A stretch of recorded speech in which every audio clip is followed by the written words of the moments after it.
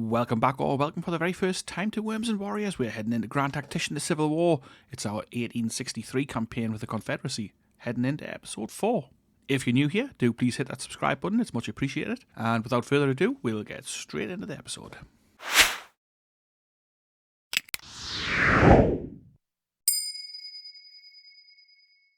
We fought a nice big battle over here near Fredericksburg. It was actually called the Battle of Gordonsville, which was over here somewhere, yeah, there. The Federal troops basically tried to outflank us by coming around our army and coming this way towards Richmond, sorry. So we've got the Federal Cavalry Corps here, which somehow has already captured this hospital, and the Tredgar, I'm never sure how you say that, but ironworks, the big ironworks, they're already in Federal hands there. We've only got this tiny unit, 4,600 men, Department of Richmond here, which, you know, is not good. So what we'll do, we will probably have to pull back towards Richmond, get rid of these guys, because we also have other troops in the vicinity. You've got the 2nd Corps, 20,000 men. There are other Federal troops down here in North and South Carolina who can march up as they please, it seems. And more importantly, we've been engaged again at Vicksburg. For some reason, the Department of the West doesn't fancy engaging in this fight despite being, I don't know, a mile from it, which is 8,100 men, which would turn the tide of this fight in here. It's Joe Johnston with, I think like it's a brigade attached, a division attached straight to him, and some extra brigades just loose. But the problem is they aren't in this order of battle. So we've got like a Confederate Corps and the garrison. So the garrison is actually these guns, so the Louisiana battery and the Tennessee batteries, and then we've got the Vicksburg garrison. It says ETA 3 hours, but I think what we'll have to do, we'll have to take this to the field, because otherwise this will just be a victory for the Federals immediately, because basically it's counting us as 31 guns and nothing else. But for some reason, the Department of the West, despite not being connected exactly, isn't in this fight. I don't really understand why. It's within their, well, it's just out of their range, I suppose. Maybe that's why. But anyway, that, like, it seems like bullshit to me. As if they wouldn't hop on the trains and come and fight over here. But anyway, we're also losing Jackson. We've got the 16th Corps here with 17,500 men, almost 20,000 once they get their reinforcements in. We are really lacking in troop numbers out here. We've got no supply for our troops down around Natchez, which is a real issue. We're going to have to pull these guys back up towards Jackson and consolidate basically up around that area.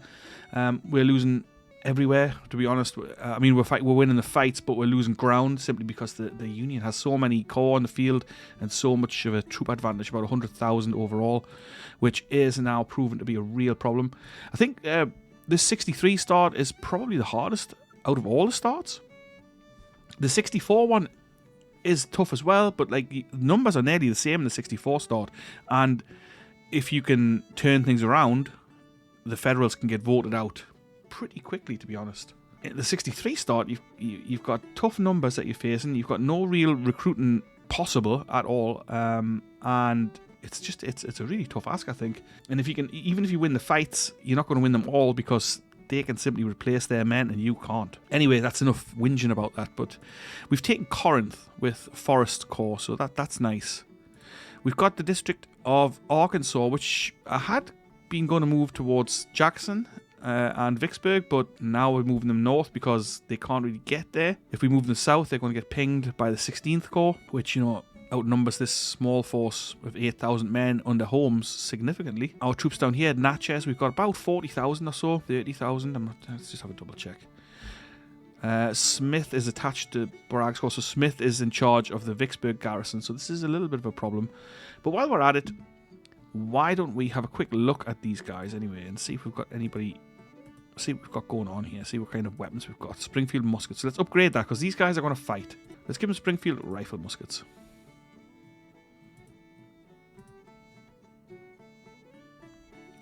Just another quick one as well to say that I've had a few unit requests. I will put those guys in, but it'll be for the next episode. I'm not going to do it for this one, because I just want to get focused on getting these guys sorted out. And then I want to take it. Oh, £6 field gun. Let's change that.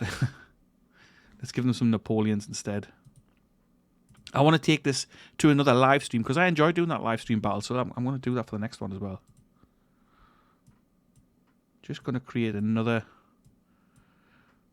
division under Smith. It makes things a bit easier to organise when you're in the fight. So we've got a division under Forney and we've got a division under Jones.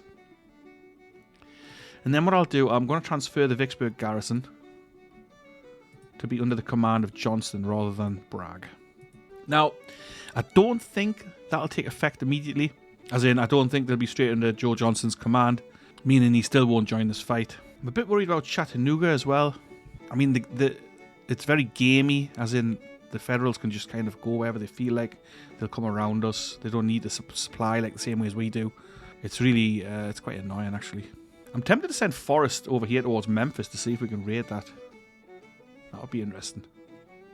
It would disrupt their supply. I mean, not that I really don't think it matters that much to the AI whether they're supplied or not. Whereas to your troops, it absolutely matters. But anyway, Richmond is a problem. So we've got the Cavalry Corps there. We've got the 5th Corps as well, which is 10,000 men. Much as these guys here, these are all in retreat, or lots of them anyway. The 12th Corps isn't, but that's only 3,500 men. But they do have other troops behind here. The 1st Corps here, 20,000 men, and troops around Washington as well. So it's definitely an issue. Department of Richmond. Now, let's have a quick look at the Department of Richmond. It's basically just a few brigades with some, yeah, it's still miles away. 40 days for these recruits to come in there. So again, let's have a look. I think there's some troops here that I could maybe shift over. The Department of North Carolina. We could make this a corps in the Department of Richmond. Maybe that'll help things. Oh, the Department of Richmond is actually a corps in itself, so that is not an army. I didn't realise that. So I think I'm going to get D.H. Hill. I'm going to get him to pull back towards Petersburg. Maybe we need to make an army of Richmond. So these two corps could then work together. Likewise, are we going to be aggressive here and push up? See if we can take these guys on again. So, I mean, we battered them down here at Pulaski. So it could be an option once, if you remember, we sent John Bell Hood west, 6 days he's going to be here, so that'll be an extra 7,000 men coming to join Beauregard. Once they're there, we could maybe be aggressive and push up here and see if we can retake Nashville. That would be a massive blow to the Union, I think. But the first thing that we need to do, we need to hold Vicksburg. Vicksburg can't fall. Jackson, likewise, really important for the supplies we have there. So what we're going to do, we're going to pull these guys up towards Jackson. That's the first thing. We've got to consolidate. We've got to hold. The next thing I'm going to do before I do anything else, I'm going to actually give out some weapons. We're going to go through these guys and give out weapons because I don't want any of my guys going into a battle with muskets if I can help it. Let's start. We'll start from the very beginning. We're going to go through this. I hope it's not too dull for you guys, but I think some people like to see this background stuff, and if not, then you know you can always skip past that. We've also got some guys who've been killed. So Barksdale, this is quite a big blow to lose someone like Barksdale. Well, actually, he's not that great, but usually he's pretty good in game. But we've lost him, so we've got to replace the commander. We'll do that as we go through as well. Let's find somebody decent for there. Options are limited. There are not many commanders in game who are available, which is also a bit of a problem. Let's put Robert Anderson in there. He's got good stats. I mean, he's an artillery guy, but so what? Okay, so we're checking the weapons. We're checking for injured or killed officers and replacing them. Whoops. Wooford, he did actually, his brigade did pretty well there in the last fight. They were in reserve a bit, but came forward and done a good job. Mississippi Rifles, excellent. Enfields. Kemper's wounded. 21st Virginia Sharpshooters. Let's replace Kemper. Course, yeah, he looks fine. Let's put him in there. Did we lose any division commanders? I don't think so. It was outrageous that Hill became famous in that last fight because his corps performed terribly. But anyway, let's have a look through there. So Springfield Rifle Muskets, that's fine. Enfields. Let's have a look at the guns. 12-pounders. Nice. Oh, wounded Henry. Let's replace him. Another one wounded. Cabell. Into Ewell's corps now. Just having a quick look at the commanders. Rhodes, looking alright.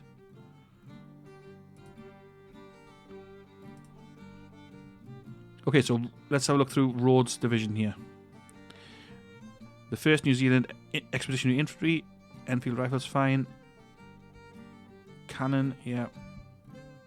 Springfield Muskets. Ooh, this is a tiny little force. 500 men in the field. Anyway, let's upgrade those. We could actually give them Sharps rifles, but I'm not going to do that just yet. I want to get some more of them in and give them out to a bigger brigade. Springfield rifle muskets, yeah, fine.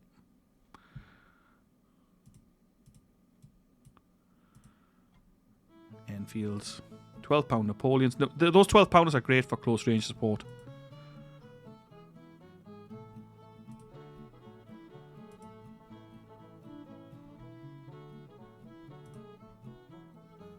Richmond rifle, I'll do.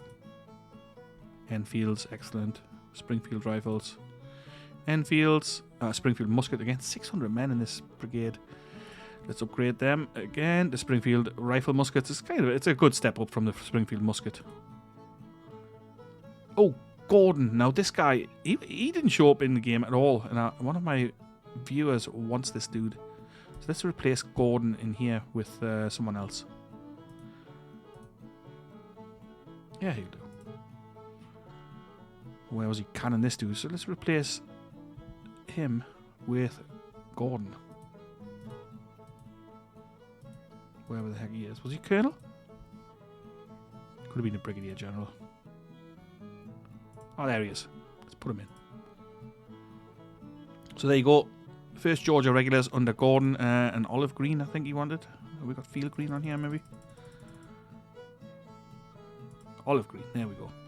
Trousers. I can't remember what you normally have. I know you did say... but I don't have that to hand. Like that, maybe? Looks pretty cool, I think. Anyway, so you've got Gordon there. You've got Mississippi Rifles. Okay, so on to Hill's Corps. We've got Richard Anderson, who's an excellent commander. Henry Heath, another good one. Pender, excellent. And Walker in charge of the artillery. Okay, so I do like the Mississippi rifle. It is outdated, but I like it. So they're all very well armed. Hill's Corps is well armed. Some rifled artillery there. Let's have a quick look at Stuart's cavalry. So we've got Jocelyn's there. Enfield musketoon, that's just fine. Maynard's good. Jenkins is wounded, so let's get back to him in a minute. Another set of Enfields, and then 12-pounder Blakely. The Blakely's pretty good. Let's replace Jenkins. We'll give him Shanks Evans. Alright, so that's the Army of Northern Virginia, all upgraded. Let's have a look at the Department of the West. Fayetteville rifle. Reboard muskets. Well, reboard muskets are actually okay. They can keep those for now. Mississippi rifle. Springfield rifle musket. 10-pounder Parrott. Excellent. Now, Holmes's force from Arkansas. Got Richard T. Whitewood, one of you channel members, of course. Who else we got? I hate when it does that zooming in thing because I accidentally double-clicked. Parsons, 12-pounders. Yeah, they're very well armed. Okay, then on to the Vicksburg garrison. Now, these guys are going to fight. So, Springfield rifle musket, that's fine. Enfield rifle, excellent. 14-pound James, that's great. Enfields. Mississippi rifle. It's good to have those because they've got nice long range. The Fayetteville, again, this is an excellent rifle. 500 yards range on that. And 12-pound Napoleons, which is fantastic. So these have got 14-pounder James, which they're decent, and the 12-pound Napoleon, which is good. Army of Mississippi, which is under Bragg, Heineman with his Mississippi Corps, Loring, Bowen, and Stevenson with the divisions there. Enfields, Springfield rifle musket, same again. Reboard muskets, they're okay. Enfields, 10-pounder Parrott rifle. Enfields, Springfield rifle muskets, Mississippis, and Enfields, and backed up with the Williams gun. So this is a small caliber, quick firing artillery piece. So they're pretty excellent. Taylor's Army of Western Louisiana, Enfields, Mississippis, Springfield rifle muskets, and 12-pound Napoleons. That's just fine. And then they've also got some independent brigades here. So we've got Morton with a Mississippi rifle, Sibley's cavalry, and Chick Bowdy's Texas Rangers. Another viewer unit, excellent. Gardner's force. Yeah. Yeah, that's fine. The Army of Tennessee. We've got Hood moving in there, of course. Claiborne's division. Corps, sorry. Yeah, all good. looking good. Artillery's fine. Excellent. Ooh, Springfield musket for these guys coming in under hood. Let's get them upgraded. Give them Springfield rifle muskets. And another one with the muskets. Jeez. Into Hardy's Corps, Maury's division. Just fine. Fine again. Artillery. Yeah, spot on. Ooh, mixed cavalry for Harrison. Let's get back to him after. And mixed cavalry for Russell's brigade as well. Okay, so have we got anything to give these guys? Nope. Not enough. We're a little bit limited in what we have. We do have 1900 Sharps carbines, which may be enough for the other unit. I think it's just not enough. We'll have to get back to that and give these out, because the Sharps carbine is an excellent weapon. Not enough, though, to upgrade either of those cavalry units. I'll try and remember that they're in Wheeler's Cavalry Corps. Alright, so that's where we are in terms of what's happening. We've got some other decisions to make here. It's difficult around Richmond. I don't know how many of them are going to come at us. We need to make some kind of decision here in Tennessee. If you've got ideas, do stick it in the comments.